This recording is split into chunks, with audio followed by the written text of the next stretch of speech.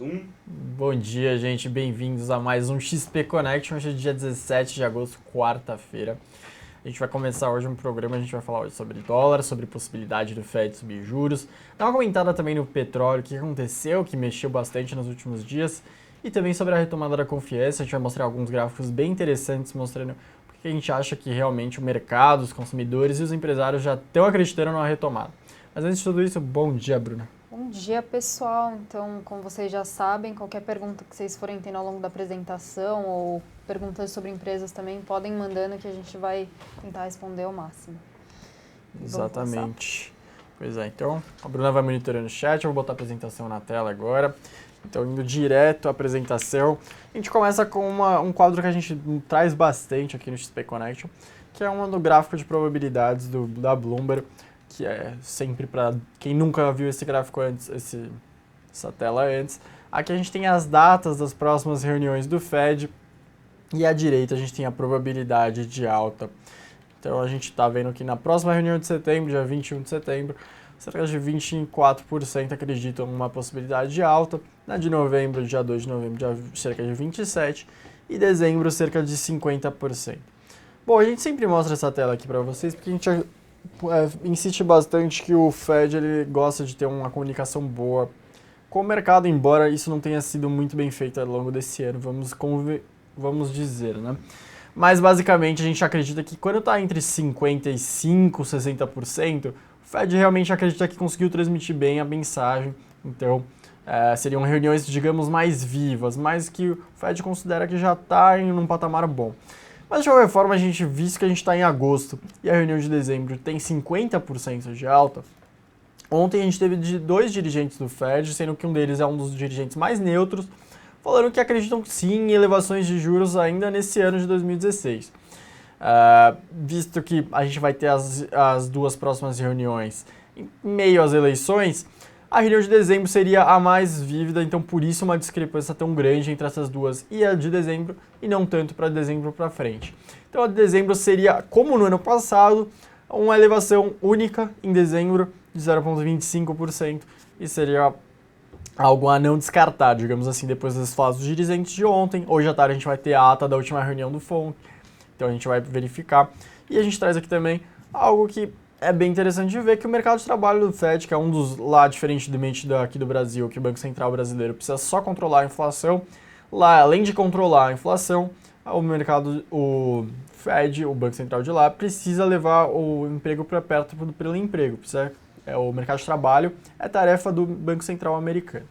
Então a gente vê que aqui no gráfico de criação de vagas de emprego, desde 2014 até o último dado recente, o mercado de trabalho segue aquecido. A gente teve um dado bem fora da curva agora, aqui em maio, que teve uma criação bem abaixo do esperado, mas depois a gente teve realmente uma volta bem acima do esperado, e também na última reunião, na última relatório de emprego do mês de julho, foi em 255 mil vagas criadas, aqui em junho tinha sido cerca de 288, se não me engano. As duas últimas reuniões, os últimos relatórios ficaram acima do esperado. Então isso nos leva a acreditar que realmente as condições, olhando para parte do mercado de trabalho, continuam favoráveis para o Fed fazer algum movimento ainda nesse ano. As outras duas condições que o Fed olha são as condições internacionais, obviamente, o que junto ao relatório de emprego de maio, que veio abaixo, em julho, que seria uma das reuniões mais chamadas vivas pelo mercado, as condições internacionais não estavam muito boas, tinha acabado de acontecer o Brexit, as incertezas estavam muito grandes, algo que realmente agora nas últimas semanas isso diminuiu. Então os bancos centrais já começaram a se posicionar no cenário pós-Brexit, os mercados voltaram a enxergar tranquilidade no cenário de curto médio prazo. Aquele chamado Goldilocks que a gente tinha em final de abril, março, a gente está basicamente voltando no cenário para ele agora. Então as coisas não vão não acontecem nem tão positivas, nem tão críticas. Então saem resultados, o mercado não fica nem tão decepcionado, nem tão agraciado. E na última ponta, a última flecha seria a parte da inflação. Essa sim, no longo prazo, ainda segue distante da meta. Lembrando que a meta de inflação por lá é de cerca de 2%, e eles ainda estão basicamente combatendo bem mais a deflação do que chegando nessa meta no longo prazo. Os mercados não conseguem enxergar uma convergência para a meta antes de 2019. A gente tem mais um assunto aqui para passar que mexeu bastante as bolsas nas últimas semanas, que foram os preços de petróleo. Eles estavam recuando bem fortemente recentemente, final de julho, agosto, quase batendo novamente a parte de 40 dólares por barril, algo que a gente não via desde abril. E basicamente o que aconteceu foi a mesma narrativa de abril. Então a gente vê aqui que desde janeiro os preços de petróleo estavam uma queda bem forte no final do ano passado, chegaram a base de 30, e as conversas começaram a ocorrer aqui no final de março, abril, de que a OPEP poderia fazer um congelamento de produção. As conversas sempre ficaram muito por conta da Arábia Saudita e de outros membros que estavam numa situação um pouco mais favorável, mas sempre tinha aquela resistência do Irã.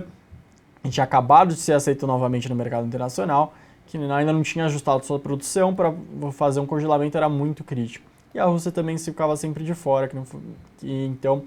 Mas de qualquer forma, só de ter as conversas, os preços de petróleo começaram a ter força novamente e se estabilizaram no patamar entre 40 e 50.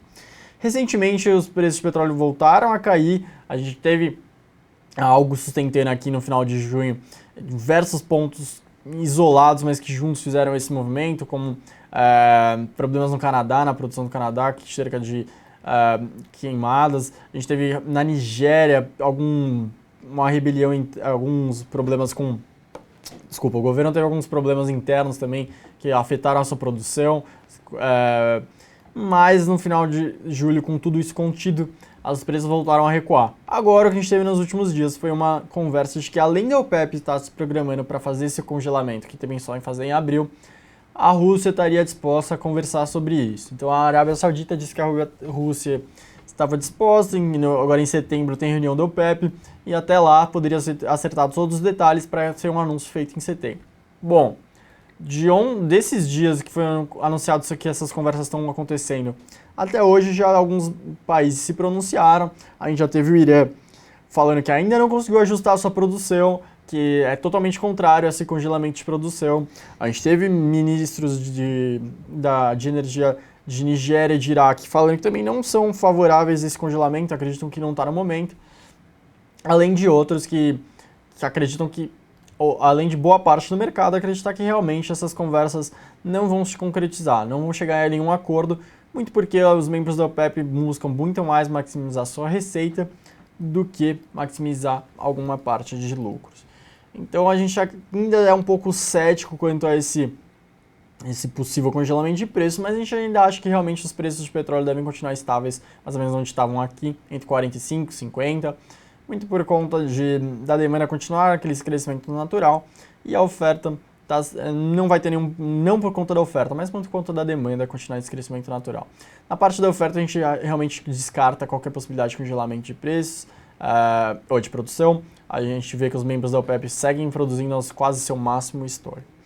A última parte do nosso panorama semanal que eu trouxe para vocês de interessante são 2 gráficos agora da parte de confiança, aliás 3 gráficos, passar rapidamente sobre eles, mostrando quanto que agora, com toda essa retomada, né, essa mudança de governo, o que isso já está se transmitindo para a parte dos indicadores de confiança, o que os mercados já estão colocando nos preços na parte de prêmios de risco.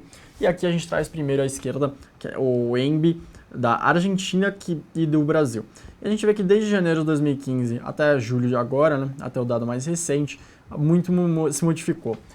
Só para contextualizar bem rapidamente, à direita a gente tem o CDS brasileiro, também o risco país, uma proxy do risco país, e eu fiz as linhas aqui em azul claro quando foi o primeiro rebaixamento do S&P, depois rebaixamento da FIT, rebaixamento da Moody's em amarelo.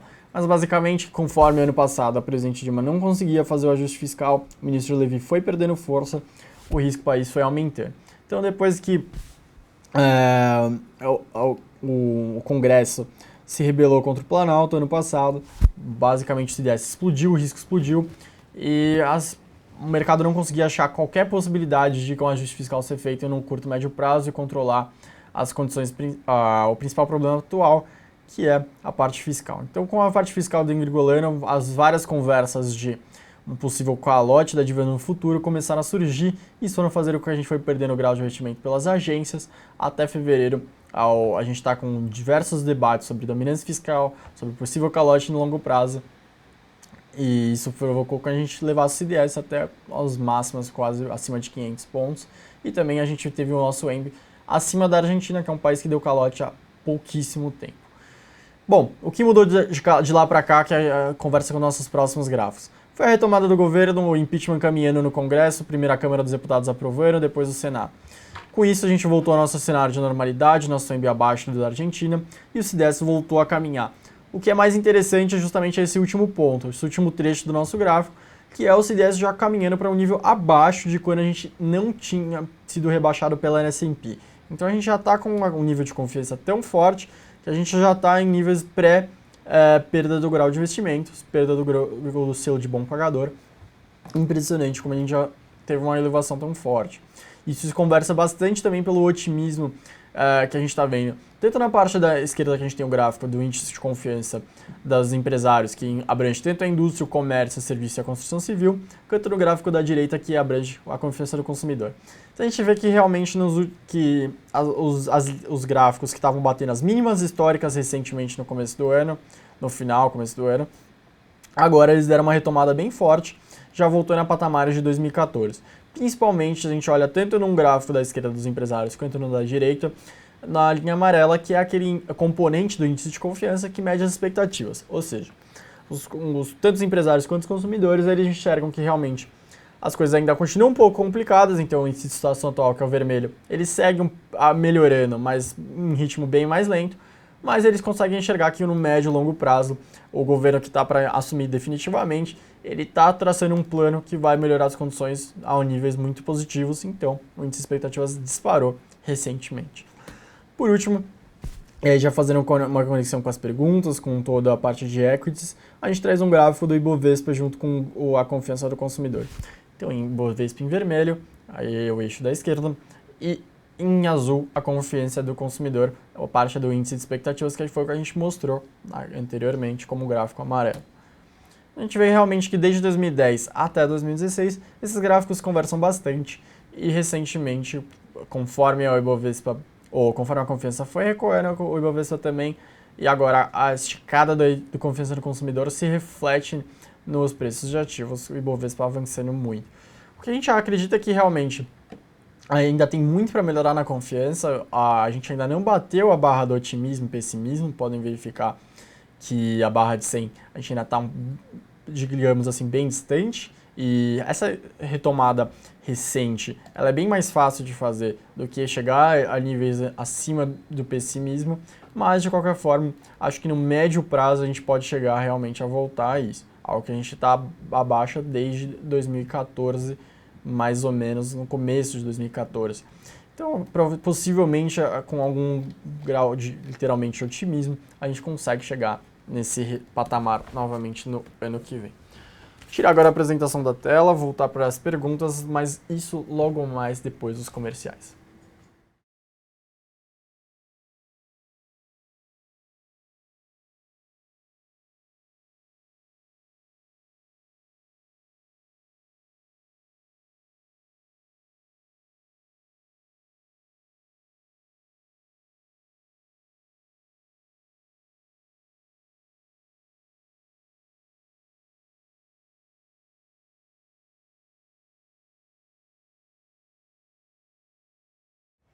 Bora, pessoal. Então, agora a última parte da nossa apresentação, onde a gente responde as perguntas que vocês mandem no chat. Quem está assistindo e quiser fazer pergunta, é só se cadastrar no chat rapidamente aqui em cima na página do Infomoney e vocês fazem as perguntas. A gente vai tentar responder o maior número delas possível. Vamos começar aqui, então. SMP perguntou que se for confirmado o aumento de juros dos Estados Unidos em dezembro de 2016, o real ia sofrer no intervalo de tempo? Ou vocês acham que ele ainda bate R$3 por dólar? Boa, muito boa pergunta, bem interessante para fazer relação com a nossa apresentação. Eu acho que no curto e médio prazo o real ainda vai conseguir bater essa barreira. Acho que todo esse otimismo que deve surgir, ficar ainda mais forte agora no final do mês, com o impeachment sendo selado definitivamente, Isso deve refletir ainda mais nos preços de ativos. Acho que a parte externa deve ficar um pouco postergado. Boa parte do que a gente mostrou na apresentação ainda tem uma parte do mercado que acredita que setembro e novembro estão vivos, as reuniões para o FED subir juros. Então até dezembro acho que essa barreira é batida. Mas realmente eu acho que depois que eles vão subir, acho que depois que eles subirem juros o real vai sofrer um pouco, mas não muito. Quem se lembra do final do ano passado, a gente teve um movimento, digamos assim, que foi mais ou menos assim. O Fed ele ficou com sobe não sobe juros, até que do nada, na reunião de outubro, meio que sinalizou que com certeza subiria em dezembro. De outubro até dezembro, os ativos foram se ajustando gradativamente e não teve aquele choque tão forte quando eles subiram de fato em dezembro. Acho que a gente vai ver algum movimento parecido. Então, não é que o dólar vai se valorizar absurdamente após eles subirem juros. E até porque vai ser uma alta bem leve, muito provavelmente vai ser uma alta de novo de 0,25, o que não afeta nem internamente nem tão externamente, mas faz algum movimento. Mas acho que pela parte doméstica a gente consegue bater nesse cenário proposto pelo S&P. Boa. Perguntaram se a gente acredita no petróleo ultrapassando os $50 e se ultrapassasse esse nível ele não voltaria mais. Olha, eu acho que o petróleo deve continuar entre 40 e 50 ainda até o final do ano, que nem falei, muito por conta da demanda, que está seguindo um crescimento, digamos assim, constante, era o esperado, mais ou menos isso, mas acho que pro médio e longo prazo talvez consiga avançar um pouco mais. Acho que até o final do ano vai ficar nesse patamar. Pensando no ano que vem, talvez a gente consiga ver um patamar um pouco maior, muito por conta da produção de shale nos Estados Unidos. Vamos ver se existe um questionamento muito grande quanto que eles vão conseguir manter essa produção. Acho que a OPEP está batendo um pouco nisso. Quem se lembra do debate no começo do ano, a Arábia Saudita falava escancaradamente que eles acreditavam que realmente existia um excesso de oferta no mercado, mas que eles estavam errados em apontar para a OPEP. Mesmo a OPEP produzindo, diversos produtores da OPEP, nas suas máximas históricas, eles falavam, é o Canadá e os Estados Unidos que estão produzindo além do que deveriam, eles estão produzindo sem ter o barril num patamar que seja economicamente viável para a produção deles, não sei por que estão falando isso da gente. Eu acho que isso deve talvez se refletir um pouco no médio e longo prazo e aí bater um pouco no preço de petróleo, quando realmente tiver um choque na oferta deles, choque para baixo. Boa. Temos aqui mais uma pergunta. Você acha que a emparedada que o Mansueto Almeida deu no Congresso ontem surtiu efeito? Será que eles acordaram para a realidade? Eu acho que talvez o certo não seria tanto o Mansueto, né, fazer essa emparedada. Eu acho que não é... Acho que com o Temer assumindo ele tem que tomar essa frente e falar que não é um plano da equipe econômica, é um plano do governo dele. Eu acho que é algo que tem que ser bem alinhado para a equipe econômica não fique queimada com o Congresso. Acho que o Temer tem que pegar essa frente nessa batalha, que nem ele falou recentemente, no final de semana, que as batalhas vão ser bem duras, que a reforma da Previdência vai ser difícil de passar, que a PEC da teto dos gastos também vai ser. Hoje a gente viu diversos jornais mostrando quantos senadores estão resistentes às propostas do jeito que elas foram apresentadas originalmente, mas de qualquer forma, eu acho que passando o impeachment do Temer, eu espero pelo menos que ele faça um pouco mais esse corpo e não seja mais tanto o presidente da Câmara que nem ele está sendo, ele seja mais, assuma o posto de presidente, assuma as batalhas e poupe um pouco sua equipe econômica. Boa. Então, o S&P perguntou aqui também se frente aos resultados publicados agora sobre o segundo TRI, as perspectivas futuras para as empresas, se a gente não acha que o Ibovespa está muito caro. De fato, o Ibovespa está negociando a múltiplos altos, o índice preço-lucro, a última vez que eu vi, estava 12 vezes. Assim, embora os resultados do segundo TRI não tenham sido positivos em todas as empresas, parece que há uma tendência de reversão agora.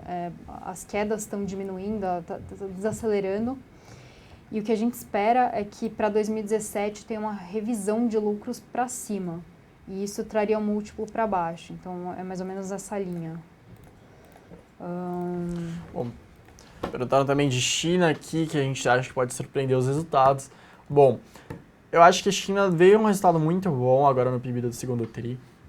Não era o esperado tanto pelo mercado. O mercado achava que realmente, assim como no ano passado, que aqueles estímulos feitos pelo governo, eles iam chegar a um seu limite e a economia não ia refletir tanto esses estímulos e isso ia pegar nos mercados. Bom, não foi o que aconteceu. O PIB do segundo trimestre refletiu bastante o que foi estimulado no começo do ano, depois aquele começo de ano muito turbulento, com o circuit breaker batendo pra caramba no começo do ano na China. O governo fez injeções, fez diversas medidas, estimulou bastante os empréstimos e ele conseguiu isso. A gente teve diversos resultados mensais de novos empréstimos, batendo mais de 1 trilhão de ienes, que é um resultado muito positivo para a região. Então eles conseguiram estimular. O crescimento está indo em linha, aquela discussão de hard landing está ficando cada vez mais para escanteio, pelo menos no curto prazo. Acho que em breve deve continuar assim. Os resultados recentes que a gente viu foram positivos. Tudo está sinalizando que o terceiro trimestre vai ser parecido com o segundo. Que eles vão continuar colhendo os frutos dos estímulos injetados pelo governo. O que mais? Perguntaram aqui sobre os gráficos. Só um minuto. Perguntaram de juros aqui. A gente ainda continua acreditando que o Banco Central pode cortar juros ainda em 2016. Acho que a reunião de agosto, muito dificilmente, né? Tá muito curta. A inflação teve uns resultados acima do esperado, o IPCA veio acima do esperado recentemente. A gente tem toda essa discussão de bandeira energética sendo elevada novamente. Isso impacta cerca de 0,19 pontos percentuais no IPCA. Pode ser que seja já para um mês que seja anunciado, pode ser dividido, mas de qualquer forma é um impacto bem relevante. De qualquer forma, a gente ainda acha que o Yellen não vai ter uma postura tão hawkish assim, comandando o Banco Central. Ele ainda tem muita chance de... Acho que ele tem muita consciência ainda de que a atividade está sendo muito penalizada pela taxa de juros no nível que está. E já tem espaço sim para cortar. Lembrando que sempre quando eles começarem a fazer algum movimento, eles têm um horizonte de tempo em mente bem para frente.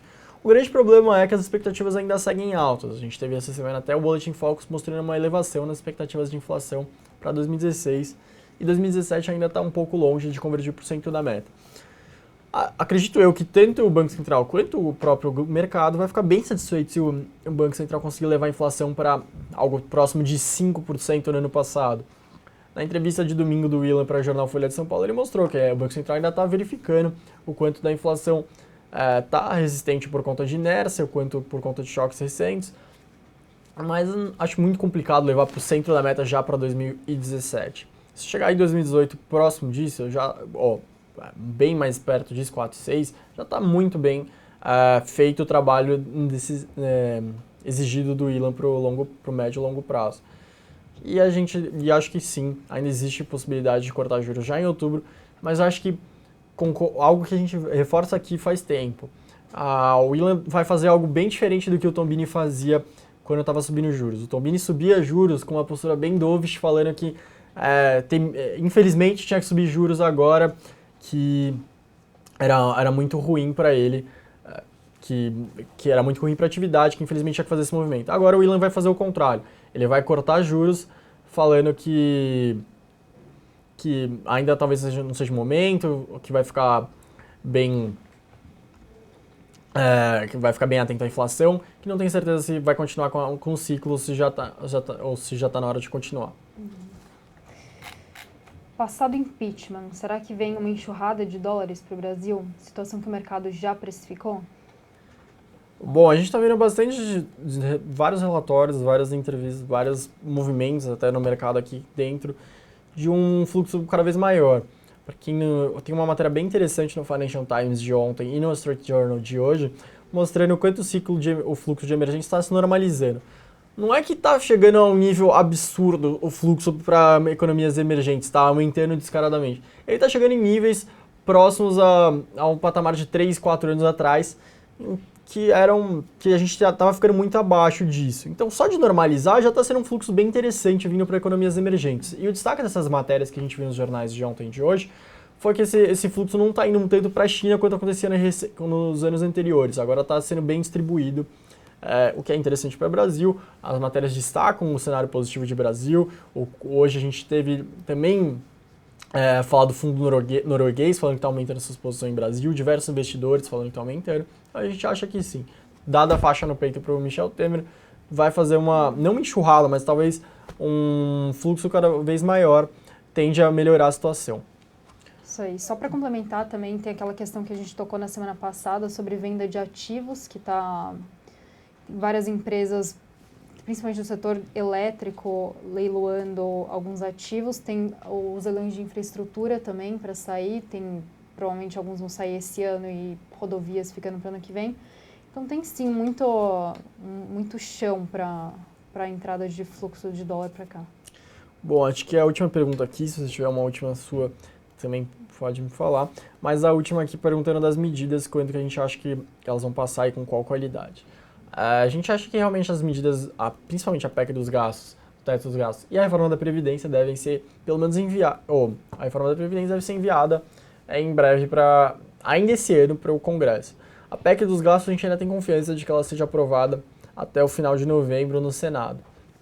Bom, o risco é quanto que elas vão ser desidratadas. Hoje tinha duas matérias interessantes também, dos senadores mostrando resistências internas e de deputados que não querem se queimar antes seu eleitorado, seus governadores, com as medidas passando de sua forma inteira. Então a gente vai ter que esperar, as eleições já começaram, as campanhas eleitorais, a gente vai ter que esperar para ver quanto que realmente isso vai impactar, mas a nossa opinião é que o governo vai conseguir passar elas, acho que estou com muita expectativa de que passe com a parte da saúde e educação, mas que o governo consiga passar as medidas não muito desidratadas, digamos assim. A reforma da Previdência está começando a sair diversos detalhes esporadicamente nos jornais, já está falando de rever aposentadoria por invalidez, que eles querem acabar com muitas pessoas que não deveriam estar na aposentadoria, unificar a pensão por morte e a aposentadoria, evitar que as pessoas acumulem benefícios. Por enquanto, o que está sendo sinalizado é positivo. O grande risco é o quanto que isso vai ser desidratado, o quanto que essas medidas vão continuar ou não. Acho que... Bom, quais setores já estão precificados com efetivação de Temer? O que as agências de rating? As agências de rating, elas olham muito para o médio e longo prazo. Ano passado, quando as agências de rating rebaixaram o Brasil, elas sempre destacavam isso. Elas falavam que realmente a situação atual não era muito crítica. A gente ainda tem cerca de 66% do dívida PIB. A gente deve estabilizar isso em cerca de 75% para depois começar a cair lá para 2019 essa relação. Mas elas sempre falavam que as medidas estavam sendo enviadas, mas elas não eram aprovadas de jeito nenhum, não eram nem colocadas em votação, elas eram aprovadas desidratando bastante. Isso estava afetando e elas não conseguiam enxergar um cenário bom para o longo prazo. Então acho que as agências não vão fazer nenhum movimento em breve, talvez mudar só a perspectiva, mas a nota em si não tem muito como mexer. Eu não sei se elas já melhorariam as expectativas, que nem se sugeriu, mas acho que rebaixar, acho muito... Bom, pensando na pergunta, se elas rebaixariam ou melhorariam, acho que é mais possível que elas melhorem no médio prazo. Acho que a gente vai fechando aqui as perguntas, agradecendo então a participação da Bruna, espero que a gente tenha ajudado bastante no programa. Obrigada, pessoal, tenham um bom dia aí. Semana que vem a gente tem mais XP Connection, espero que a gente tenha gostado do programa. Até mais, pessoal. Até mais, tchau, tchau.